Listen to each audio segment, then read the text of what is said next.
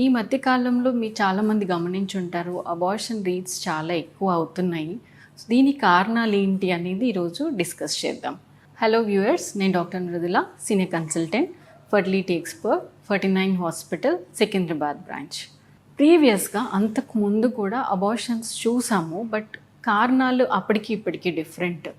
ముందు కాలంలో అంటే చాలా ముందు యూజువల్గా ఎర్లీ మ్యారేజెస్ వల్ల, అంటే ముందుగానే మ్యారేజ్ చేసేయడం, 17 ఇయర్స్ 16 ఇయర్స్కే పెళ్లి చేసేయడము, వీళ్ళకి ప్రెగ్నెన్సీ తొందరగా రావడము, అబార్షన్స్ అవ్వడము. ఎందుకంటే అప్పటికి వీళ్ళ హార్మోన్స్ కానివ్వండి, వీళ్ళ గర్భాశయం కానీ ఇంకా బేబీని మోసేంత కరెక్ట్గా డెవలప్ అవ్వకపోవడం ఒక రీజన్ అబార్షన్కి. అండ్ ఎక్కువ మందిలో అనీమియా, రక్తం తక్కువ ఉండడము, బికాస్ న్యూట్రిషనల్ కరెక్ట్గా ఫుడ్ లేకపోవడము, ఇవన్నీ కూడా ప్రీవియస్ అంతకుముందు రీజన్స్ ఇవి ఉండేవి అబార్షన్స్కి. ఈ మధ్య కాలంలో డిఫరెన్స్ ఏంటంటే ఏజ్ ఎక్కువ ఉండడం, female age is the main reason అని నా ఒపీనియన్.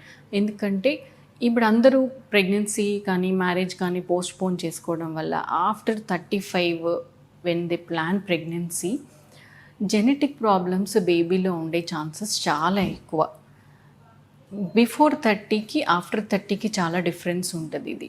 సో చాలామంది ఆఫ్టర్ 30 ప్రెగ్నెన్సీ ప్లాన్ చేసుకుంటున్నారు. And as age progresses, age increase అయినప్పుడు వాళ్ళ ఎగ్లో క్వాలిటీ తగ్గి బేబీ ఏదైతే ఫామ్ అవుతుందో అందులో ఆ బేబీలో జెనెటిక్ ప్రాబ్లమ్స్, క్రోమోజోమల్ అబ్నార్మాలిటీస్ వచ్చే ఛాన్సెస్ ఇంక్రీజ్ అవుతాయి. So genetic reasons first reason లాగా చెప్పుకోవచ్చు. అండ్ మదర్ ఏజే కాదు, ఫాదర్ ఏజ్ కూడా, ఈవెన్ హస్బెండ్స్ ఏజ్ కూడా ఎక్కువ ఉండడం వల్ల స్పర్మ్లో కూడా ఈ క్రోమోజోమల్ ప్రాబ్లమ్స్ ఉండే ఛాన్సెస్ ఎక్కువ ఉంటాయి. So age is the main factor.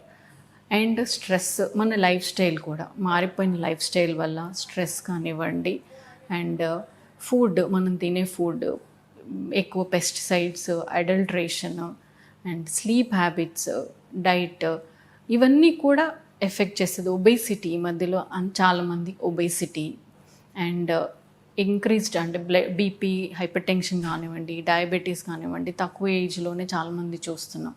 So ఈ లైఫ్ స్టైల్ ఫ్యాక్టర్స్ వల్ల కూడా ఈ అబార్షన్స్ అనేది ఎక్కువ చూస్తున్నాం. సో ఇందులో మనం ఏదైతే కరెక్ట్ చేసుకోవచ్చు, మనం ఫస్ట్ ఏజ్ అంటే కొంచెం ఎర్లీగా ప్రెగ్నెన్సీ ప్లాన్ చేసుకోవడం అనేది చేసుకోవచ్చు. Or if you are not planning, at least మీది ఫర్టిలిటీ ప్రిజర్వ్ చేసుకునే ఆప్షన్ కూడా ఉంది. ఇప్పుడున్న రీసెంట్ అడ్వాన్స్ టెక్నాలజీతో ఎగ్ కానివ్వండి, స్పర్మ్ కానీ ప్రిజర్వ్ చేసుకోవచ్చు at an early age.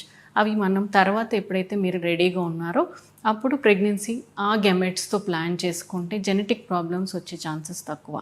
So తొందరగా ప్లాన్ చేసుకోవడం, marriage, pregnancy or fertility preserve చేసుకోవడం, ఉన్న దాంట్లో మీ లైఫ్ స్టైల్ అంటే కరెక్ట్గా ఫుడ్ తీసుకోవడము, healthy organic food, physical activity, weight ఎక్కువ పెరగకుండా కంట్రోల్లో ఉండడము, స్లీప్, టైమ్లీ స్లీప్, ఇవన్నీ కనుక మీరు ఏదైతే మన చేతుల్లో ఉన్నాయి కరెక్ట్ చేసుకోగలిగితే ఇవి ప్రివెంట్ చేయొచ్చు అబార్షన్స్.